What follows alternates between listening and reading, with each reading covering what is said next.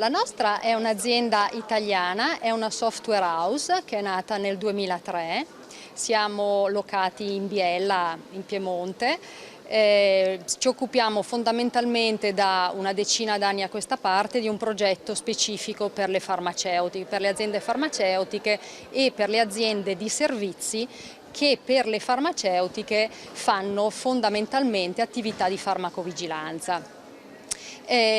Abbiamo rilasciato nel 2008 la prima versione del nostro prodotto che si chiama Safety Drugs e che è un software dedicato alla raccolta degli eventi avversi da farmaco. Con l'avvento delle nuove ICHR3 a novembre del 2017 abbiamo completamente revisionato, ripensato e rivisto anche dal punto di vista grafico l'intero software per renderlo molto più facile nell'utilizzo all'utente.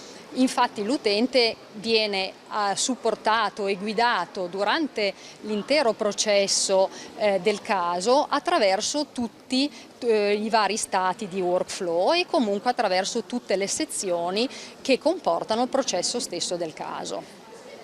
Il nostro sistema è vendibile sia con la modalità on-premises che con la modalità SaaS. SaaS vuol dire on cloud, quindi può essere o installato direttamente nel server aziendale oppure appunto l'utente si può collegare direttamente tramite internet. Cosa significa SaaS? SaaS significa Software as a Service. Questo vuol dire che i dati del cliente sono immagazzinati in un data center esterno che in questo momento è locato in Germania, a Francoforte, in un data center di Oracle. Questo data center mi permette di avere, diciamo, un accesso molto veloce, di utilizzare il massimo della tecnologia attualmente disponibile e soprattutto di essere al massimo della sicurezza contro qualunque tipo di attacco hacker. Quindi abbiamo scelto da tempo di privilegiare l'installazione dei dati in ambiente SaaS. La gran parte dei nostri clienti effettivamente è in SaaS, una parte sono in premise, ma la gran parte sono in SaaS. Progetti ce ne sono un pochino in studio. Uno che realizzeremo in dei tempi relativamente brevi è quello di fornire ai nostri clienti un portale di interscambio che permetterà ai nostri clienti verso loro clienti, diciamo loro corrispondenti, di inserire i documenti di scambio in una zona che noi metteremo a disposizione e al ricevente di estrarre questi documenti. Oltre alla rapidità di inserimento dei documenti e la velocità di trasmissione avremo sicuramente una sicurezza maggiore e soprattutto un controllo di quello che è stato fatto e di quello che è stato ricevuto. Quindi il cliente saprà bene, avrà un report giornaliero che gli dirà: tu hai inserito N documenti in quel portale per quel cliente e il cliente li ha scaricati tutti oppure no.